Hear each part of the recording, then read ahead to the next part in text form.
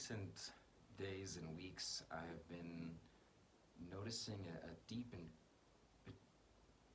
increasing, a profound deepening of awareness of my own fear. And I've been recognizing just how much fear that I've carried my whole life. As an example, I gained 30 pounds during the lockdown, during 2020, mostly from a place of unprocessed and unaddressed fear. And since coming to Peru a year ago, I've lost that 30 pounds and more. I feel very strong and very healthy. I walk everywhere in these mountains, and I'm very happy with how my body looks right now. And then I notice that there's a deep fear. Now that I have this thing that I wanted, now that I'm at a weight that I really longed for at one point, I was afraid of never losing the weight, and now that I've lost the weight, I'm afraid of the weight coming back. And I'm afraid of what that would mean about my value, what that would mean about my capabilities and my relationship to the world. And I think that's really at the core of this fear that we carry. So many of us are carrying so much fear, you know. Fear about all kinds of things. I'm afraid of not having enough money. I'm afraid of what it would mean if I did have money. What would that mean about who I am as a person? What would that mean about my own value? Do I deserve that money? Is it okay to have money? And so I find myself in this paradox of fear over and over again about almost everything. I'm afraid of living my purpose, and I'm deeply afraid of not living my purpose. I'm afraid of being alone and living my life without ever finding a partner. And I'm deeply afraid of what would be required of me if I ever did find such a person who actually stood next to me and said, "I'm not going anywhere." That's terrifying. It's also terrifying, the idea of being alone. And so as I've been deepening my awareness of this fear that I carry, I'm noticing over and over a few things. First and foremost, so much of that fear didn't start with us. It didn't come from us in this life. It came from our ancestors. And possibly, if you believe this, it came from previous lifetimes. But much of this fear is very old. It's very, very, very old. And many of the ways that our mind interprets that fear and finds something to focus on with that fear is not actually the root of it. It's not actually the root of the fear, whatever it is that our mind is latching on to. For example, the fear that I mentioned earlier about my body composition, about my weight loss and weight gain, and will the weight come back, and what happens when I get older, will I be able to lose weight, and all of these things. And when I sit with it and I recognize it more fully for what it is, I see very clearly that yes, I have a genuine desire to be healthy and to be at a weight that I feel good about, you know, who doesn't want that? But beneath that is this fear of not being loved. This fear of being unworthy of love, or that love is scarce and unavailable. And so I must strive and work up to maintain some appearance. You know, I must be the right weight. I must have the right clothes. I must be confident in the right social situations and say the right words. And if I don't, then I won't be loved. And, well, if I'm not loved, then I'm getting what I deserve because I did XYZ wrong. And so there's so many layers. And quite often, what our mind latches onto as the thing that we're afraid of is just the tip of this iceberg, and there's all of this other material beneath it. And much of that material is never really seen or understood. Much of it is so ancient and so ununderstandable that we never really have a conscious awareness of it. And sometimes through various practices, meditation, yoga, fasting, vows of silence, medicine work, energy healing, all of these things that we do, we can have these glimpses into the true roots of that fear. Even what I mentioned earlier about the fear of not being loved and the fear of love being scarce and unavailable. There's more underneath that. There's so much more underneath. Sometimes I get glimpses of it. Things that I did in the past that I'm ashamed of. Things that happened to me that strike the core of my faith in life, that lead me to question the truth of divinity. Because how could these things happen? How could these terrible, difficult things happen if love is even real?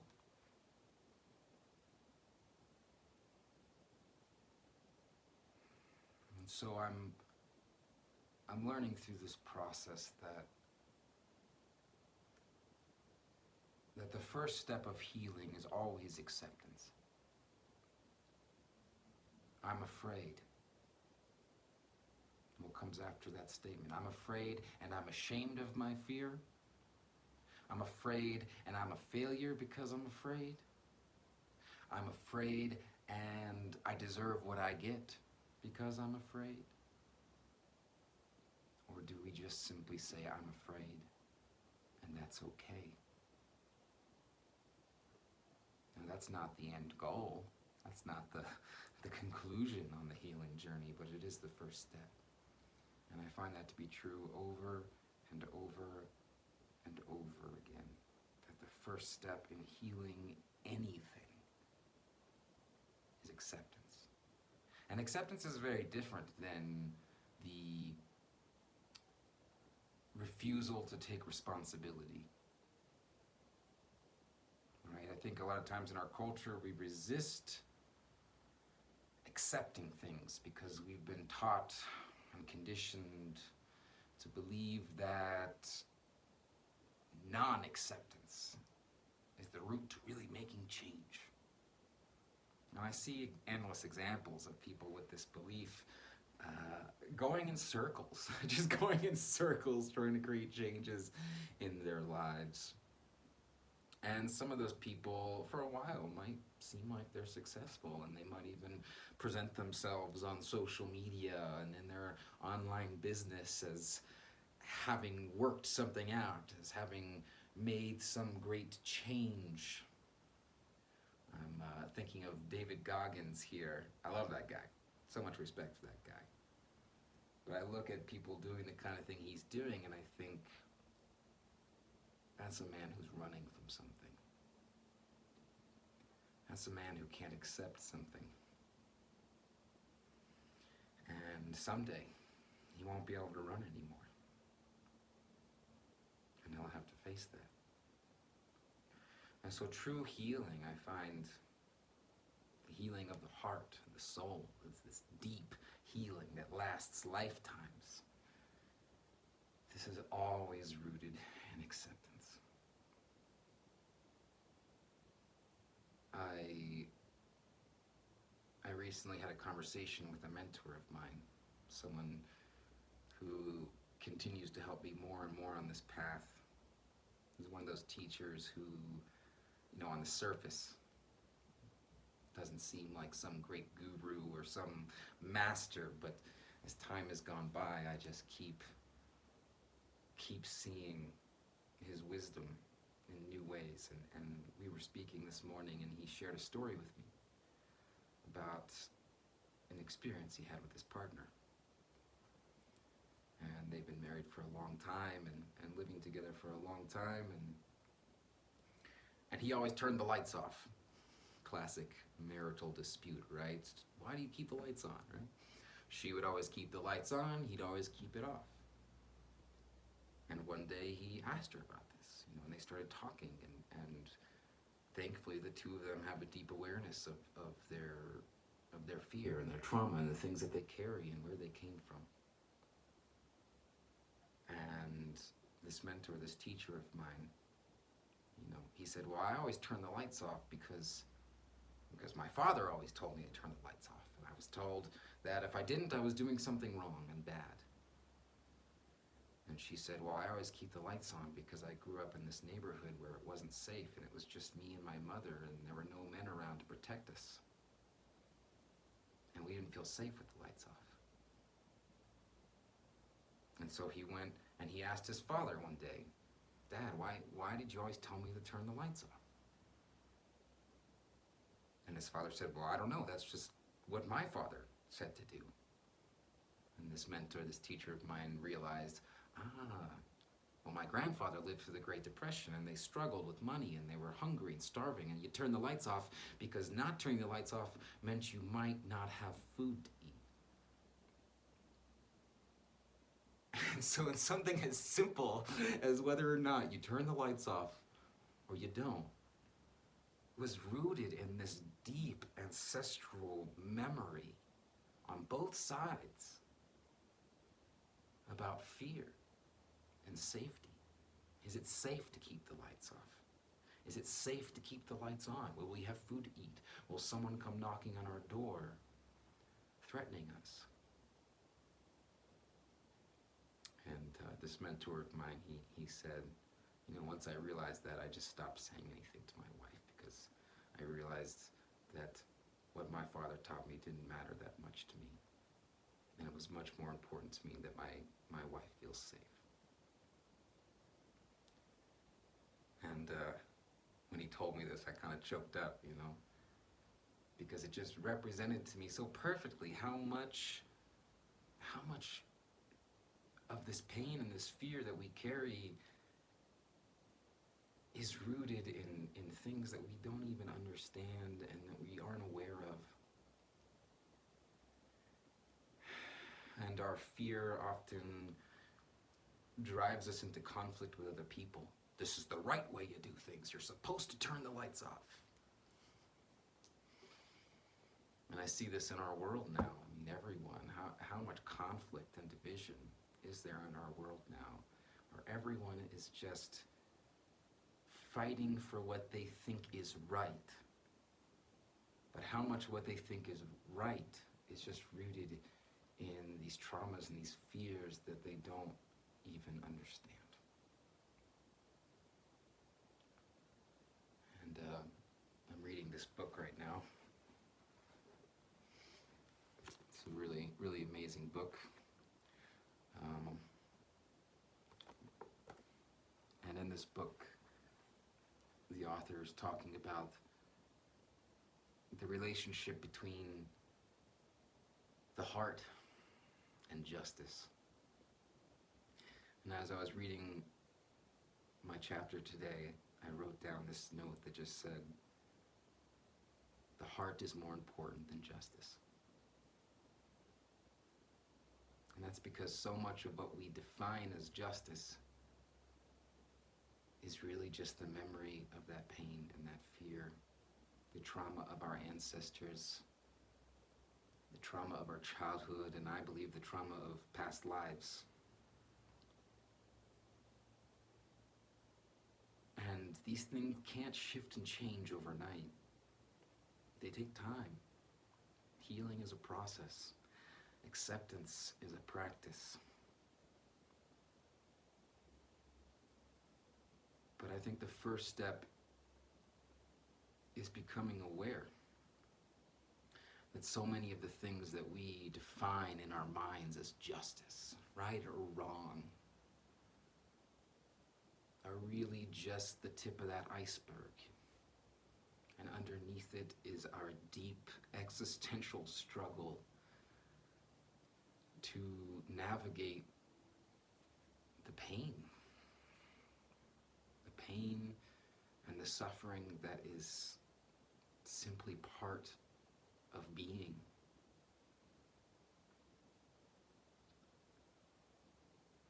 And so that first step is always acceptance. That first step is to soften, to let go, to recognize that at any given moment there's a lot more going on than we might think. And that if we can put down our sword and stop fighting for just a few moments, we might realize that we're not fighting for justice. We're fighting for safety. And we're fighting for safety against a threat that we don't even know the name of, because we don't even remember what really scares us. And so I've been thinking a lot about that lately, as I reach a point in my life where I'm seeking to step into my purpose and my mission and my service in this life. And I've spent so many years running in circles, doubting, being afraid. And I'm reaching this place of just surrender and saying, okay. The fear will always be there to some extent. The pain will always be there to some extent. But can I show up with that pain, with that fear? Can I show up with my doubt, with my resistance, and simply put one foot in front of the other towards what my heart is calling me to do? And can I take those steps with a full trust, not just a trust in life, a trust in my Creator, a trust in the divine, not just a trust in myself to be able to navigate whatever unexpected challenges and lessons will inevitably come. But can I trust myself to live through those challenges and learn from them? Can I trust myself to be able to handle the consequences of my mistakes that I will almost certainly make as I walk this path? For most of my life, the answer to that has been no, quite frankly. But I'm learning. I'm learning to do that, to trust, to believe in my own strength and courage that I will be able to handle whatever comes, including the inevitable recoveries that will be necessary as a result of the mistakes that I make. And the only thing that terrifies me more than that is living the rest of my life without walking this path at all.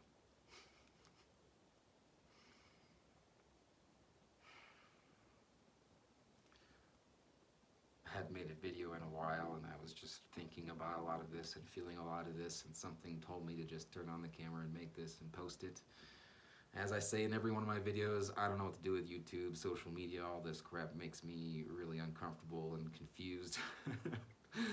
But I think someone needed to see this. So if this helped you, thank you for giving me an opportunity to support you in some way. Thank you. Till next time.